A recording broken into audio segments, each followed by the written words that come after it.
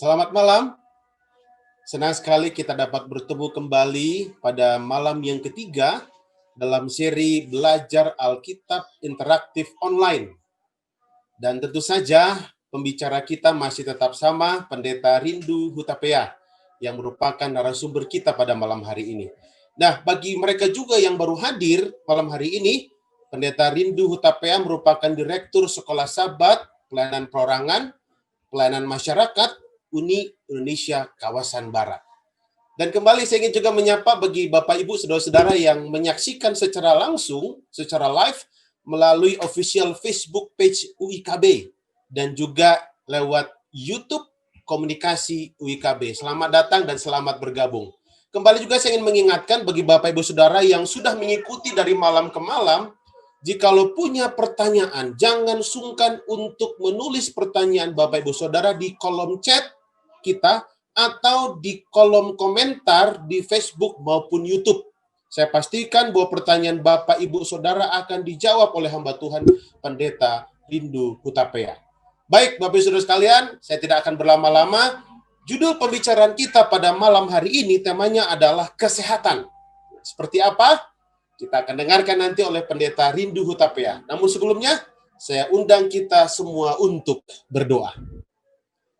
Bapa di sorga, malam hari ini kami sangat bersuka cita oleh karena Engkau boleh hadir di tengah-tengah kami. Lebih khusus Engkau sudah menghantarkan hamba Tuhan Pendeta Rindu Hutapea yang akan berdiri sebagai wakil Tuhan dan menyampaikan kebenaran Tuhan ini. Biarlah Tuhan akan memberkati semua pendengar, baik yang ada di Zoom ini, baik ada yang di Facebook maupun di YouTube, sehingga mereka pada saat membuka lembaran-lembaran Alkitab ini, dicurahkan Roh Kudus agar membuat kami semua mengerti apa maksud dan kehendak Tuhan.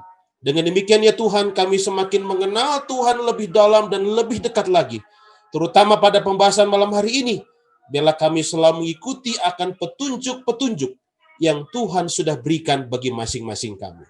Bapa di sorga, kami akan serahkan acara pembelajaran Alkitab interaktif online ini ke dalam tangan-Mu. Biarlah kehendak Tuhan yang jadi, bukan kehendak kami. Kami berdoa hanya di dalam nama Yesus, Tuhan dan Juru Selamat kami. Amin.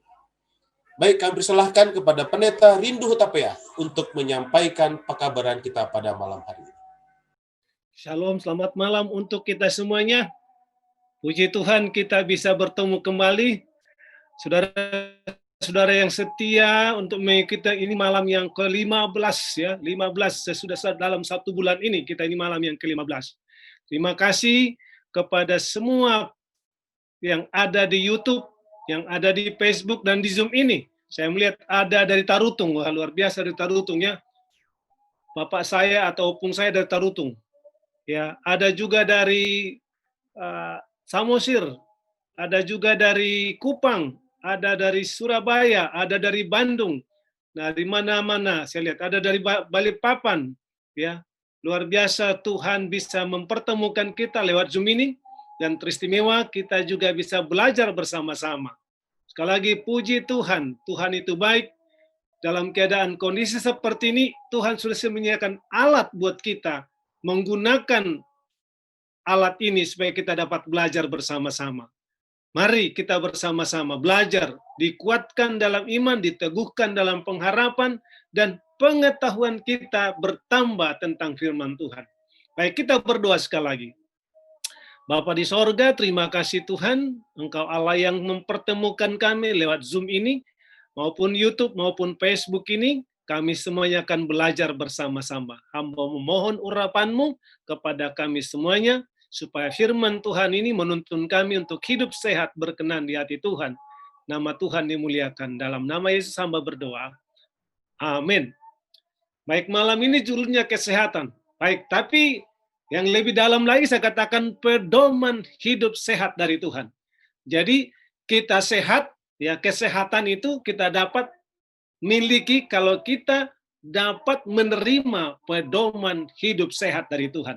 Jadi bukan dari saya, tapi dari Tuhan.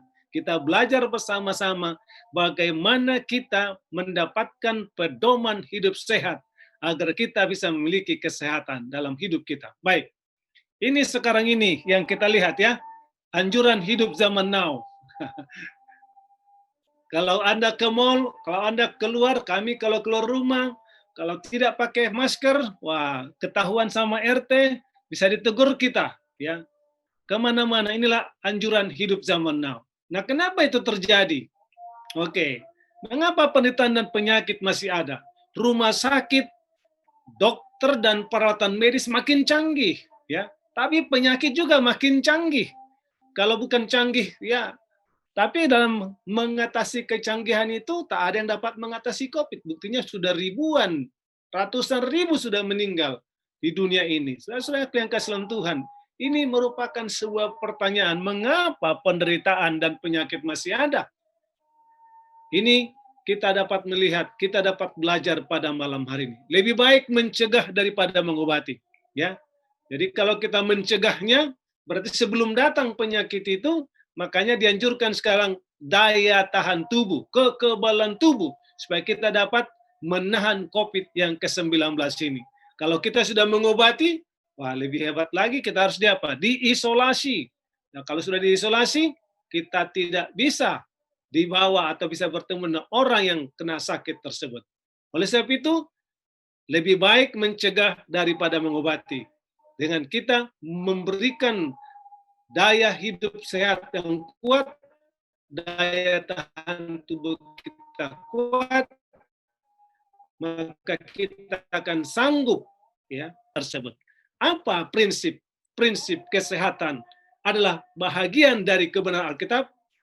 Sekali lagi, apa prinsip-prinsip kesehatan adalah bagian dari Alkitab, kebenaran Alkitab? Jawabannya ya. Kenapa ya? Karena Alkitab mengatakan dalam 1 Yohanes 1 ayat yang kedua, kerinduan Allah bagi manusia.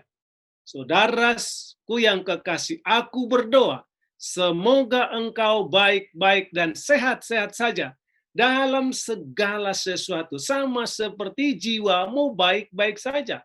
Ya, jadi ini Alkitab atau firman Tuhan yang dituliskan di sini. Tuhan mau supaya kita apa? Sehat-sehat saja dalam segala sesuatu, sama seperti jiwamu baik-baik saja.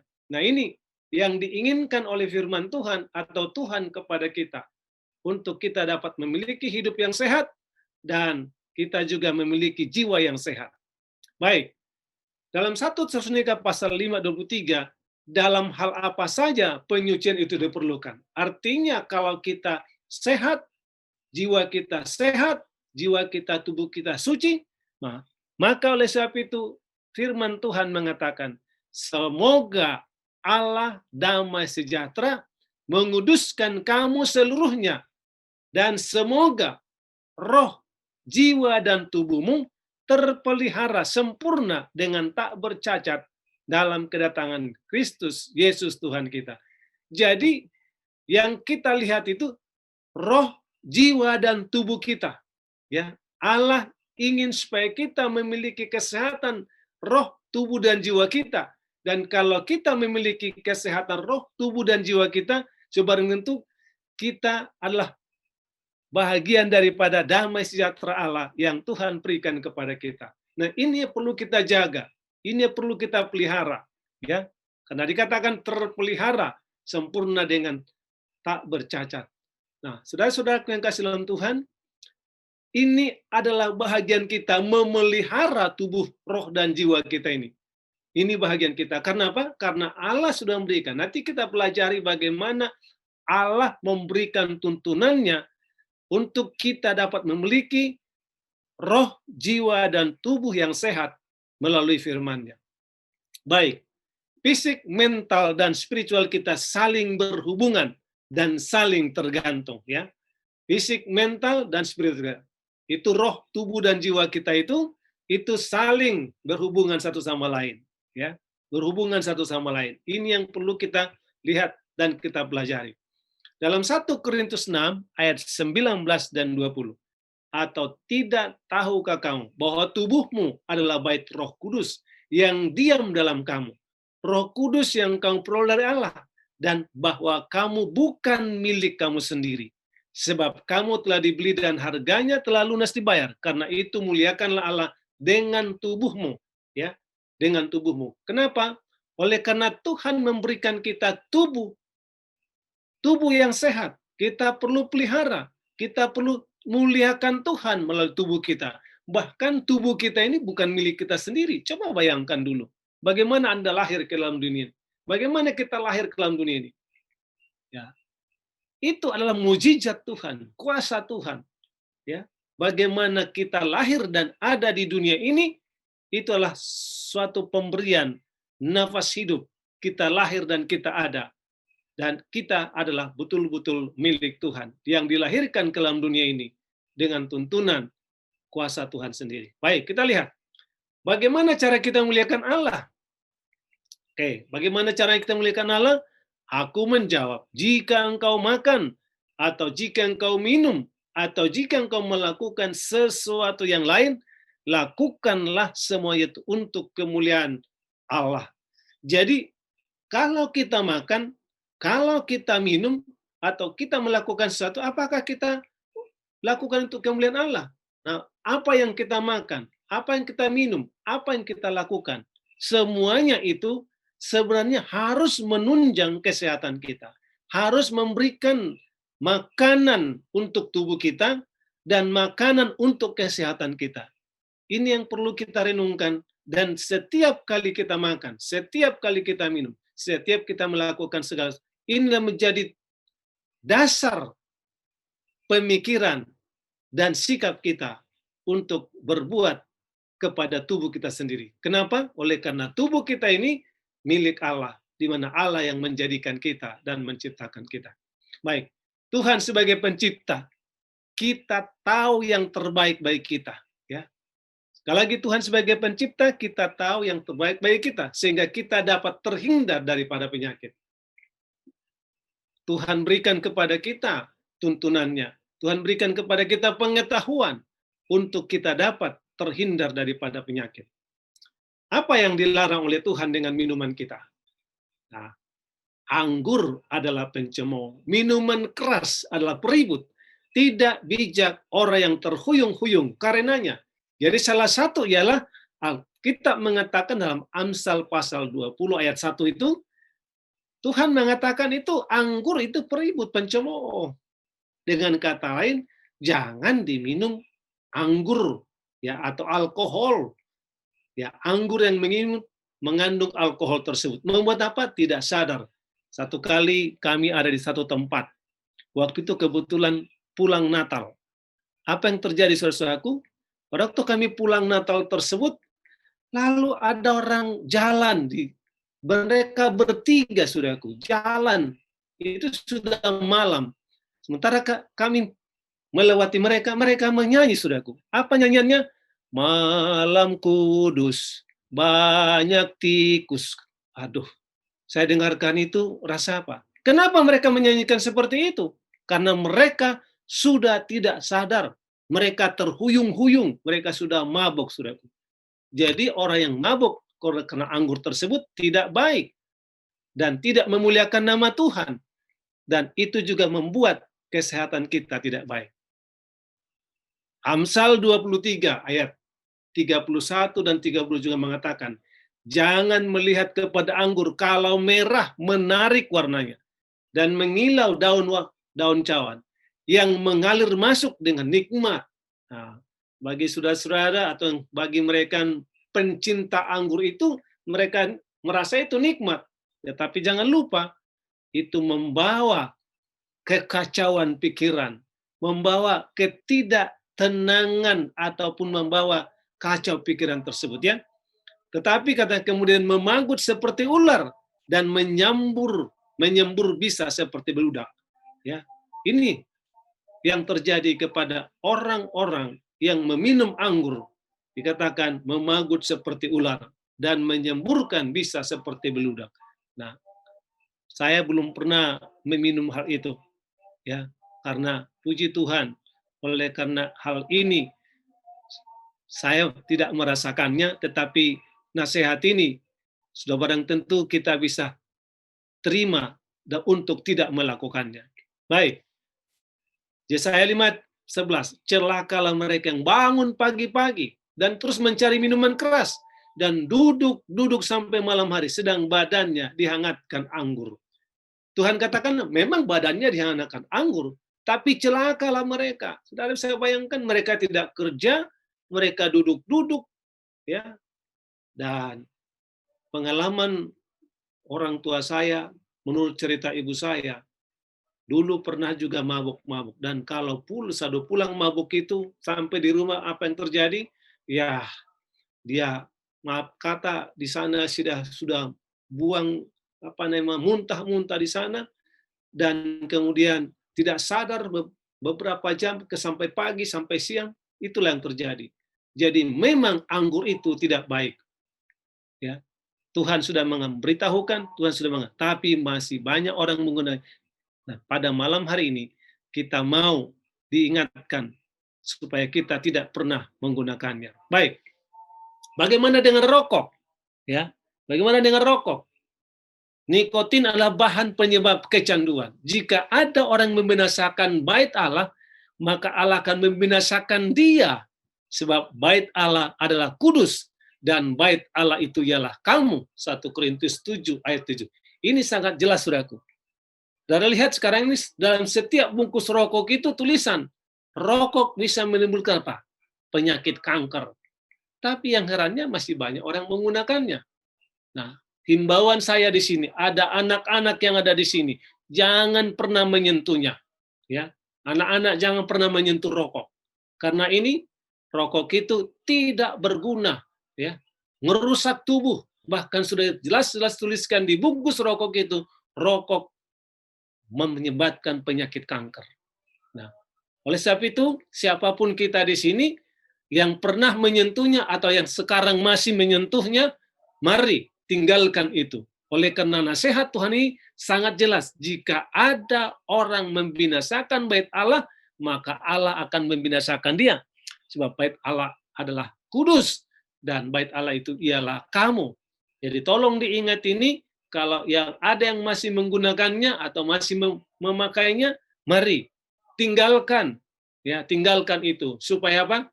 Supaya Allah tidak melakukan firman-Nya dengan mengatakan aku akan, atau Allah akan membinasakan dia. Baik, itu hal mengenai. Bagaimana dengan ini? Imamat pasal yang ke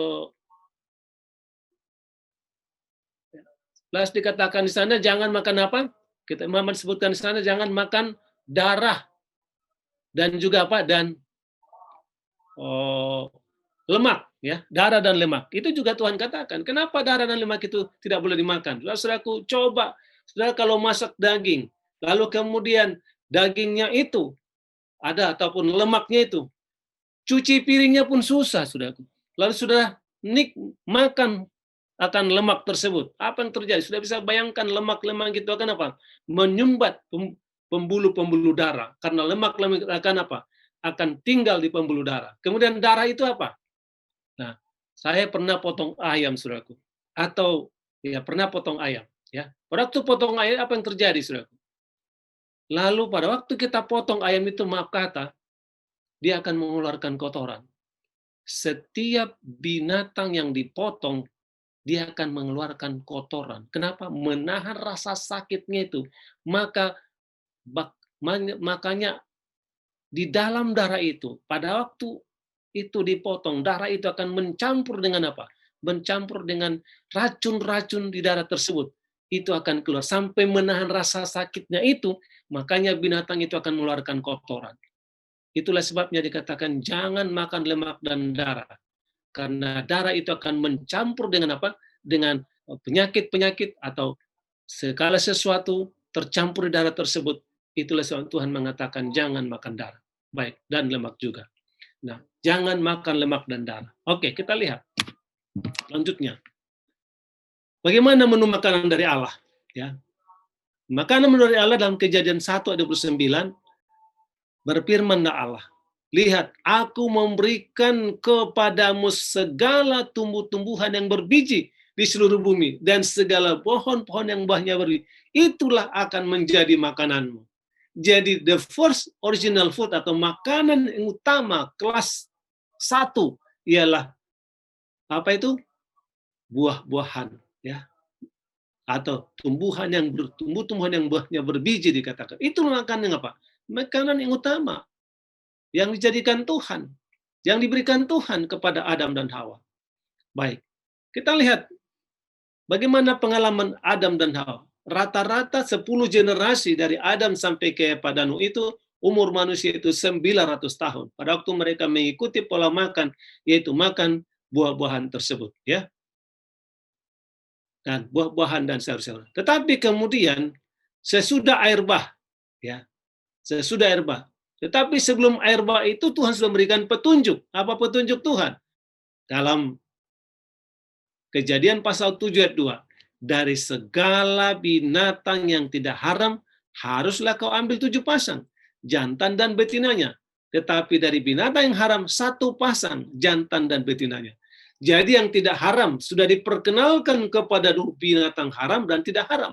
Dan yang tidak haram itu 7 pasang, dan yang haram hanya 1 pasang.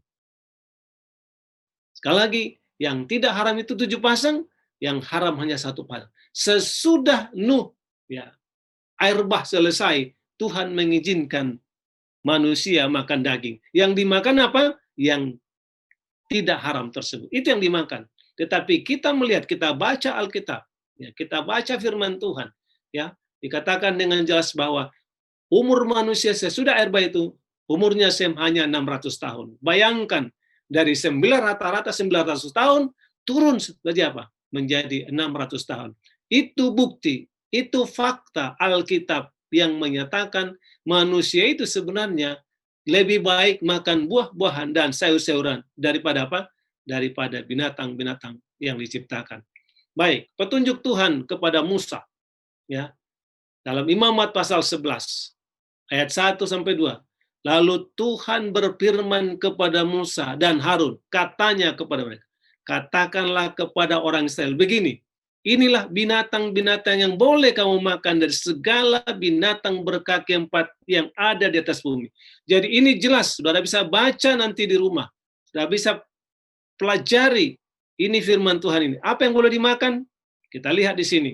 Setiap binatang berkuku belah, yaitu yang kukunya bersela panjang dan yang membawa biak, boleh kamu makan. Jadi contohnya yaitu kerbau, kambing, itu berkuku belah dan membawa biak. Tetapi inilah yang tidak boleh kamu makan. Dari yang membawa biak atau dari yang berkuku belah. Unta, karena yang membawa biak, tetapi tidak berkuku belah. Haram itu bagimu. Selanjutnya, ya, juga pelanduk, ya.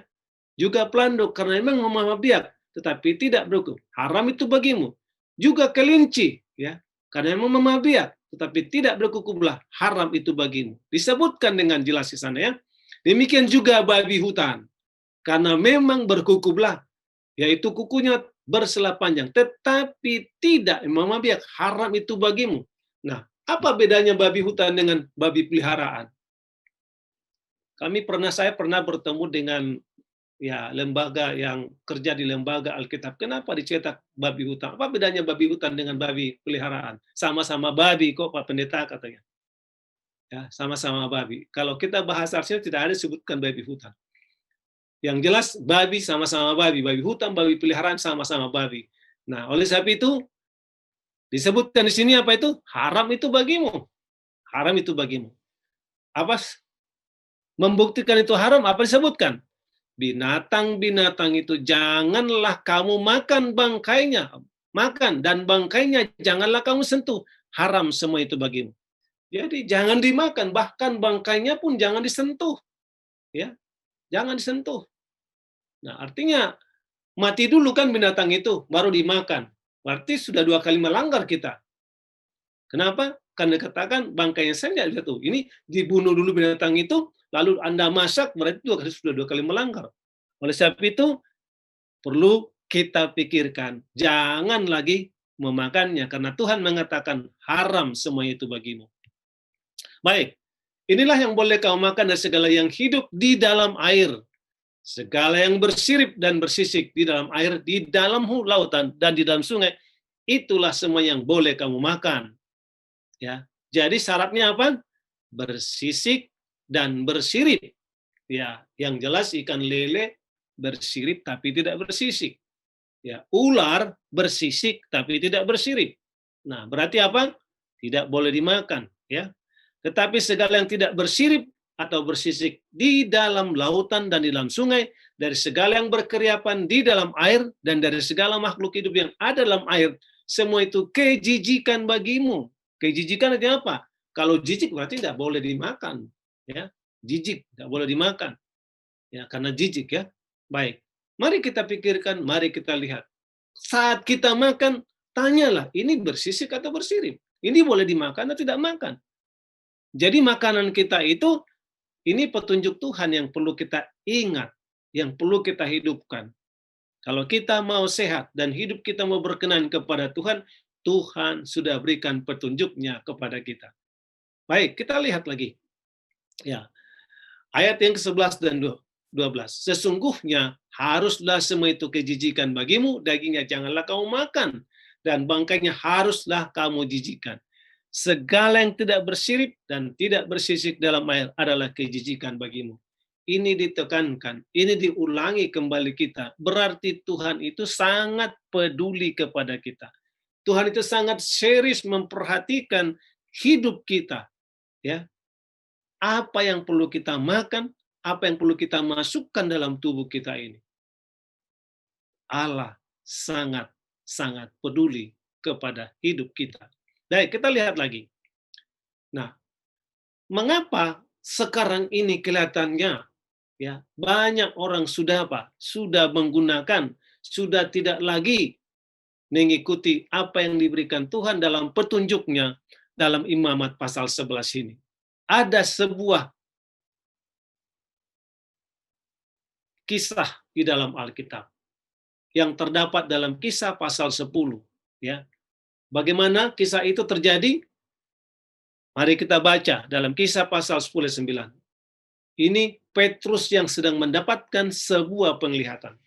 Katakan begini, keesokan harinya ketika ketiga orang itu berada dalam perjalanan dan sudah dekat Yope, kira-kira pukul 12 tengah hari, naiklah Petrus ke atas rumah untuk berdoa.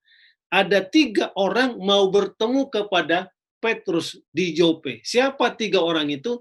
Dia adalah utusan daripada Cornelius yang bukan orang Yahudi.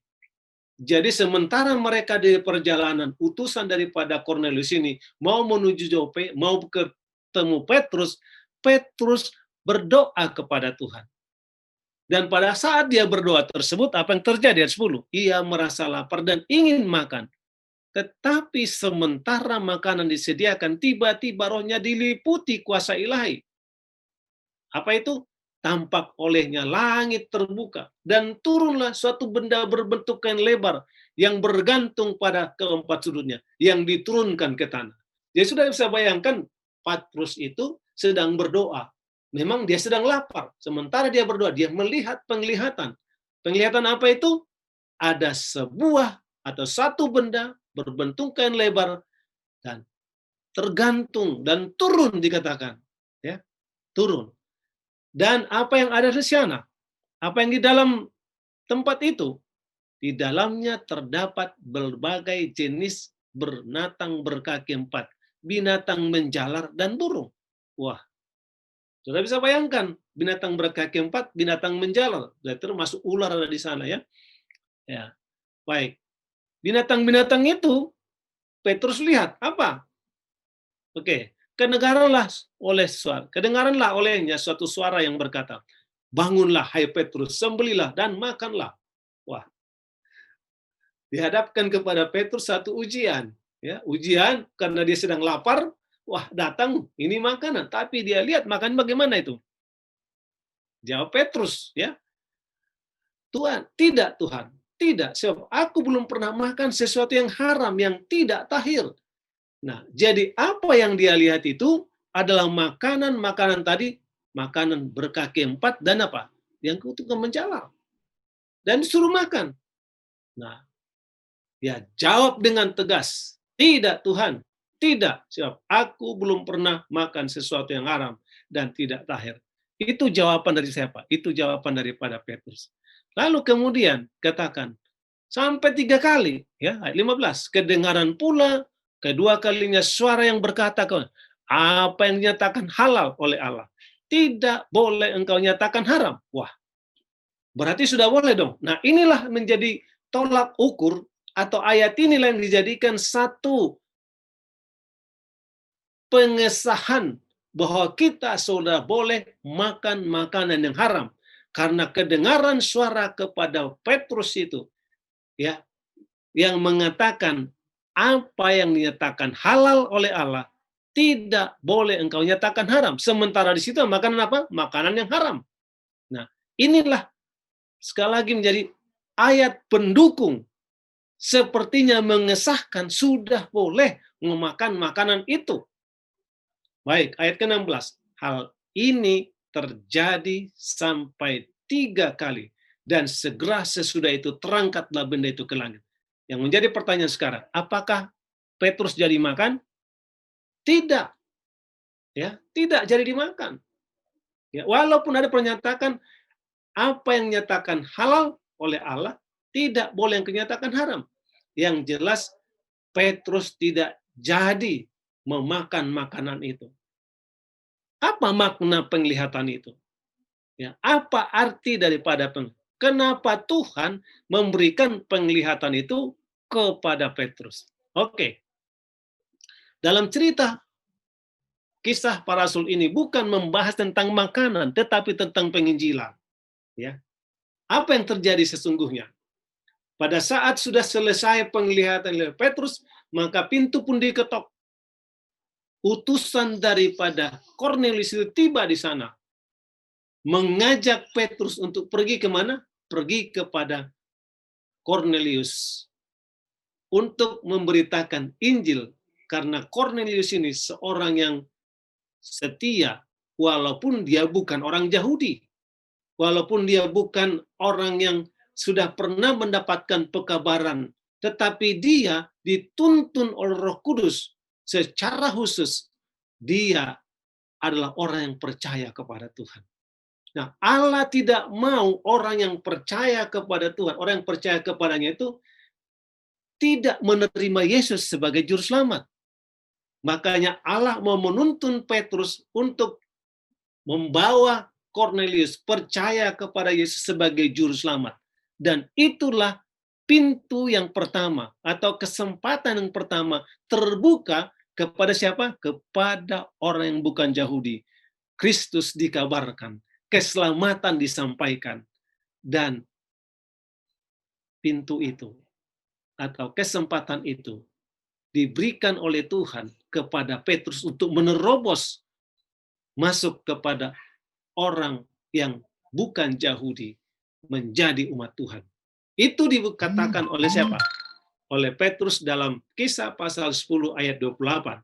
Ia berkata kepada mereka, kamu tahu betapa kerasnya larangan bagi seorang Yahudi untuk bergaul dengan orang-orang yang bukan Yahudi atau masuk ke rumah mereka. Tetapi Allah telah menunjukkan kepadaku bahwa aku tidak boleh menyebut orang najis atau tidak tahir. Jadi penglihatan yang diberikan kepada Petrus itu bukan tentang makanan. Itu sebuah ilustrasi bahwa Kornelius yang dianggap seorang kafir, yang dianggap seorang yang tidak layak, atau yang dianggap seorang najis oleh orang Yahudi, oleh karena budaya mereka saat itu, kesempatan terbuka kepada orang yang bukan Yahudi bisa diterima menjadi umat Tuhan, bisa diterima menjadi ahli waris sorga, dan Allah tidak membedakan dari suku manapun. Luar biasa, bukan? Itulah makna penglihatan itu. Bukan berarti satu deklarasi, oh semua makanan sudah boleh dimakan. Bukan itu makna penglihatan itu. Jelas firman Tuhan ini yang memberitakan kepada kita bukan pengesahan bisa memakan segala-galanya. Tetapi itulah satu ilustrasi bagaimana Allah membuka kesempatan kepada semua orang yang mau percaya, yang mau menerima Yesus sebagai juru selamatnya, mereka bisa menjadi anak-anak Allah, menjadi ahli waris sorga. Saudaraku, ini yang perlu kita pikirkan, dan kita bersyukur kepada Tuhan karena saya diterima oleh Tuhan dan saudara diterima oleh Tuhan karena kita percaya dan kita menjadi anak-anak Allah yang menjadi ahli waris sorga. Baik, apa akibat jika kita mengabaikan hukum kesehatan dari Tuhan? Sekali, apa akibatnya kalau kita mengabaikan hukum kesehatan dari Tuhan? Apa yang ditabur akan dituai. Jangan lupa, apa yang ditabur akan dituai. Ini firman Tuhan mengatakan. Dapatkah kita petunjuk Tuhan?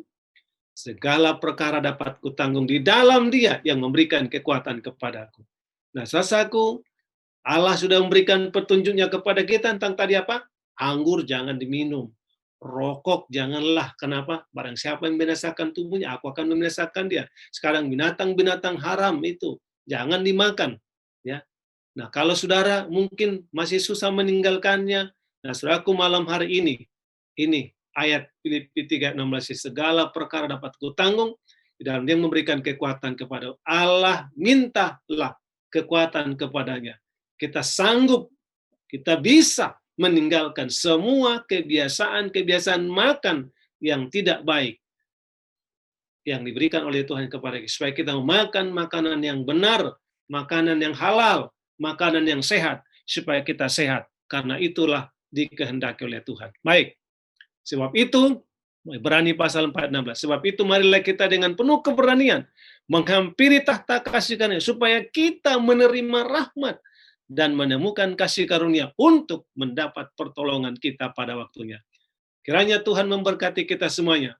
Minta kepada Tuhan ya kuasa, minta kepada Tuhan kasih karunia-Nya supaya kita dapat pertolongan untuk meninggalkan semua kebiasaan-kebiasaan yang tidak baik, pola makan yang tidak baik, makanan yang tidak baik. Biarlah kita dapat hidup dengan memakan makanan yang selalu baik, yang berkenan di hadapan Tuhan. Tuhan memberkati kita semuanya. Tuhan memberikan kita kekuatan, karena Tuhan mengatakan apa? Serahkan semuanya kepada Tuhan melalui Roh Kudus, Ia akan memberikan kita kuasa untuk mematahkan belenggu kebiasaan kita yang tidak sehat. Tuhan memberkati, kita hidup sehat, kita hidup berkenan di hati Tuhan, karena kita mengikuti pola hidup ajaran Alkitab yang mengajarkan kita untuk hidup sehat. Nama Tuhan dimuliakan. Mari kita berdoa. Bapa kami di sorga, terima kasih Tuhan. Malam hari ini kami mendapatkan satu pelajaran yang sangat indah untuk membangun tubuh kami sehat dan tubuh kami berkenan di hati Tuhan. Bapa di sorga, biarlah pelajaran ini kami dapat hidupkan. Kalau ada di antara kami Tuhan, yang bergumul untuk meninggalkan makanan-makanan yang tidak sehat, yang tidak baik, yang tidak berkenan di hati Tuhan, hamba bermohon pada malam hari ini, berikan kuasa-Mu kepadanya, sehingga dengan tuntunan Tuhan, mengambil keputusan hidup berkenan di hati Tuhan, memelihara tubuh yang sehat, tubuh yang berkenan di hati Tuhan, karena Roh Kudus akan ada di dalam tubuh, di mana kami mengikuti rencana Tuhan tersebut. Terima kasih Tuhan, berkati semua pendengar yang ada di YouTube, Facebook maupun Zoom ini, supaya kami bisa menghidupkan satu kehidupan yang sehat, mengikuti aturan Tuhan, dan hidup kami berkenan kepadamu. Kami puji nama-Mu Tuhan. Hamba memohon dengan sungguh-sungguh. Di dalam nama Yesus, Tuhan dan Juru Selamat kami. Amin. Amin. Puji Tuhan, terima kasih kepada Pendeta Rindu Hutapea yang sudah memaparkan pelajaran kita pada malam hari itu begitu indah. Baik, saudara kasih dalam Tuhan, kembali saya mengundang kita boleh hadir besok ya untuk sama-sama belajar Alkitab interaktif online dengan judul pembahasan yang cukup menarik, yaitu keadaan orang mati. Nah, pastikan Anda hadir besok untuk mendengarkan pekabaran yang sangat luar biasa. Dan tentu saja kembali saya ingatkan lagi bagi Bapak Ibu Saudara yang punya pertanyaan, walaupun nanti kita sudah close Zoom ini, Anda bisa mengirimkan pertanyaan Anda di WA 081224 75 7320. Sekali lagi, 081224 754 320. Baik, terima kasih atas kehadiran kita malam hari ini. Kami ucapkan selamat malam. Tuhan Yesus memberkati. Amin.